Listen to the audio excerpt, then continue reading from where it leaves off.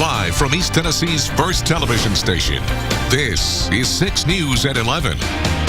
Tonight's top stories: customers robbed at gunpoint while eating lunch. They talk about the terrifying moments during a deli robbery. Plus, Secretary of State Hillary Clinton admitted to the hospital. An update on how she's doing. Plus, would you like a doggy visit today?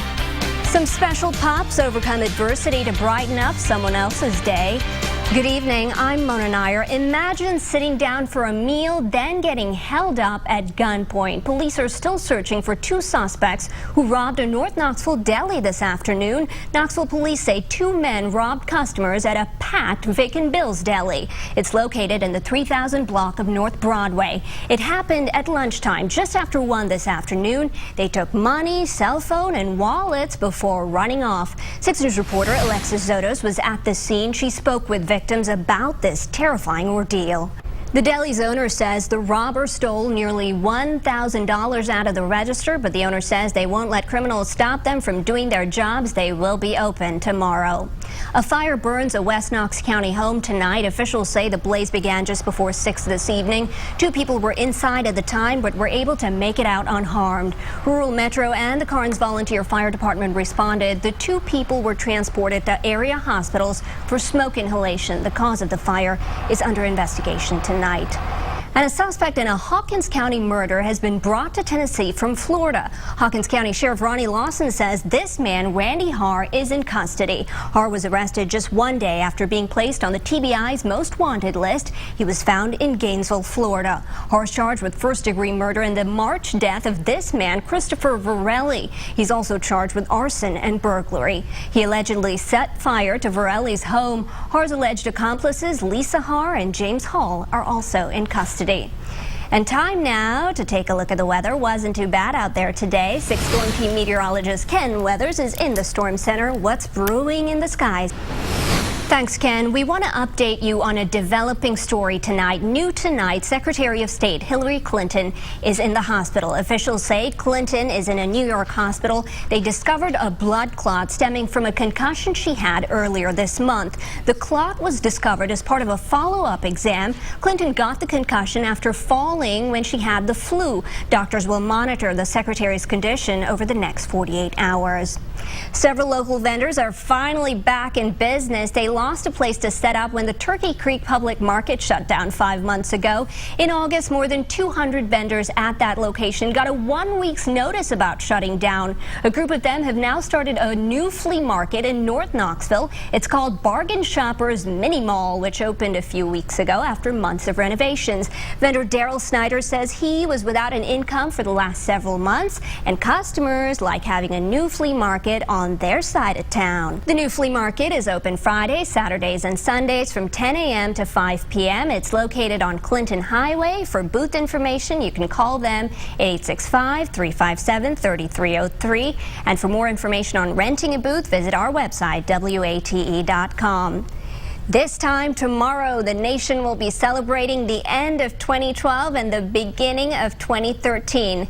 If you're not heading to Times Square, we have great news for you. There's a lot you can do in town. While there is no first night celebration in Knoxville this year, Market Square will have the traditional New Year's Eve countdown. They'll also have a live band and other family-friendly events. In Gatlinburg, at the stroke of midnight, the Space Needle will glow red. It'll be followed by music and a fireworks show. Other options include a Live into 2013, a party at the Knoxville Museum of Art.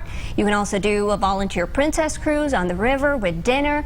And in Gatlinburg, Ripley's Aquarium of the Smokies is hosting a party with dinner, music, and friends from the seas. And when you're throwing the world's biggest New Year's Eve party, you want to make sure everything goes right. This is test confetti falling on Times Square. Officials say 17 million hand-cut pieces will fall when the clock strikes midnight. All the individual pieces are strategically placed to fall with the flow of the wind.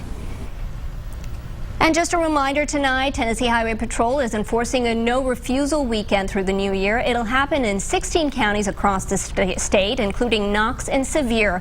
Basically, if you get stopped, you cannot refuse a blood alcohol test. The counties were picked because they saw more impaired driving and deadly crashes this year. The stops will end at midnight on Tuesday, January 1st.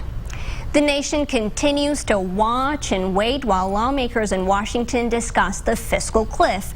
Senate Majority Leader Harry Reid says they made a little headway today, with Republicans taking Social Security benefits off the table. President Obama also chimed in today, adding if an acceptable deal is not reached, middle-class tax cuts will be the first issue the next Congress will tackle on January 4th. Leaders in the Senate say a deal can get done if both sides just cooperate. The Senate is set to reconvene at 11 a.m. tomorrow morning. And coming up on 6 News, a robber gets hit with a bottle of vodka. How his crime plan at a store didn't go quite the way he expected.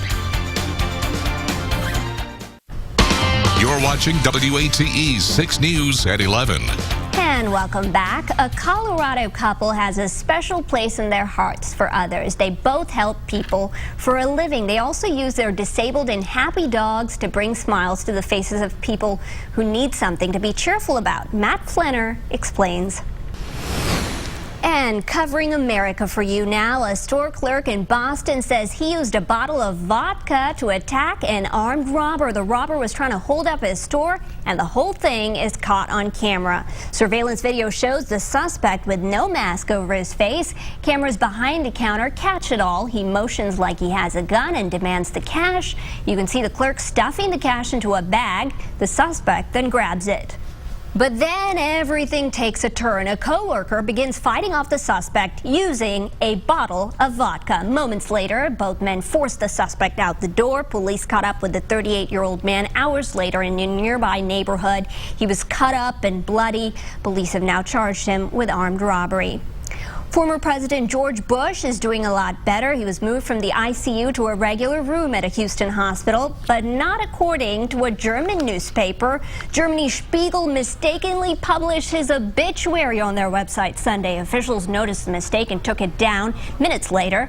The magazine said on Twitter they prepare obituaries for big names. The article went live because of a technical mistake. On the bright side, Mr. Bush did get one cool get well wish. Listen to this.